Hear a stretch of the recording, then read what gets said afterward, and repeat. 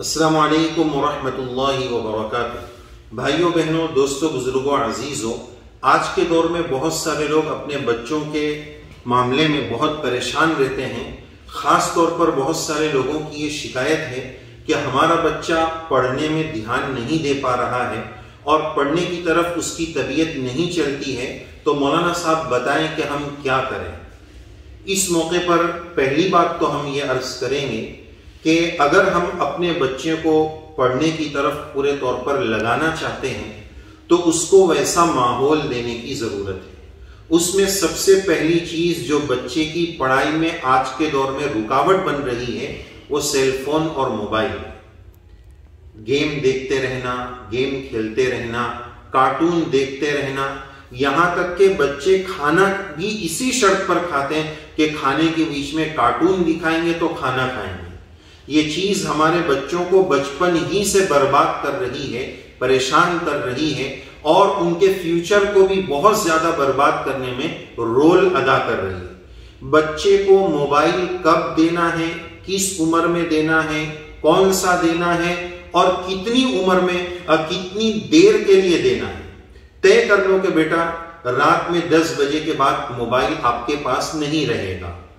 جب آپ دوسرے دن اسکول سے آئیں گے تو آدھا 1 گھنٹے کے لیے ملے گا۔ اب وہ دور نہیں ہے کہ یہ طے کر دیا جائے کہ نہیں بیٹا موبائل ملے گا ہی نہیں، تو پہلے وہی بولے گا کہ پپا پھر تم کیوں رکھتے ہو، حالانکہ پپا کی بہت ساری مجبوریاں بھی ہیں۔ تو یہ دور ایسا نہیں کہ بچے کو مکمل اس سے دور کر دیا جائے، اس کے ساتھ پابندیاں لگائی جائیں کہ اسکول ٹائم میں نہیں دیکھو گے، ٹیوشن کے ٹائم میں، مدرسے کے ٹائم میں ایک لمیٹیشن رکھ دی جائے کہ دن بھر میں آپ کے موبائل کا ٹوٹل ٹائم صرف اتنا ہے۔ تو اگر اس پر کنٹرول پا لیے تو بچے کی پڑھائی کا آدھا مسئلہ حل ہو جائے گا۔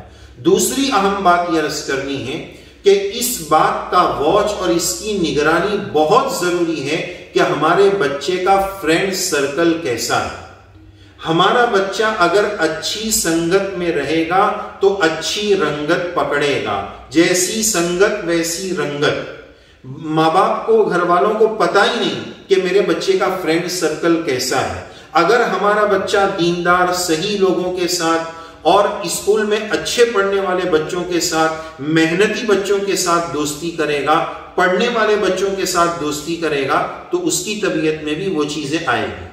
اور اگر بچہ ایسے دوستوں کا شکار ہو گیا کہ جس کے گھر میں نہ کوئی دین کا ماحول، نہ پڑھنے کا ماحول، تو پھر اس کی وجہ سے ہمارے بچے کا بہت نقصان ہو سکتا ہے۔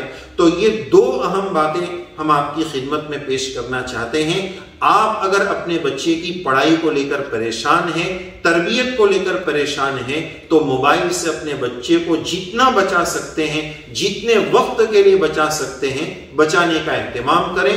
اور دوسری بات جو ہم نے عرض کی کہ اپنے بچوں کے دوست پر پوری نگرانی رکھیں، کتنی دیر کے لیے باہر جا رہا ہے۔ آج کل تو ہمارے بچے الگ الگ نام پر کہ فلاں میرے دوست کا برتھ ڈے ہے، اس میں جا رہا ہوں اور اس میں جا رہا ہوں، پھر وہ اس میں جا رہا ہے یا کسی گناہ کی طرف جا رہا ہے، ماں باپ کو اس کا پتہ بھی نہیں رہتا ہے۔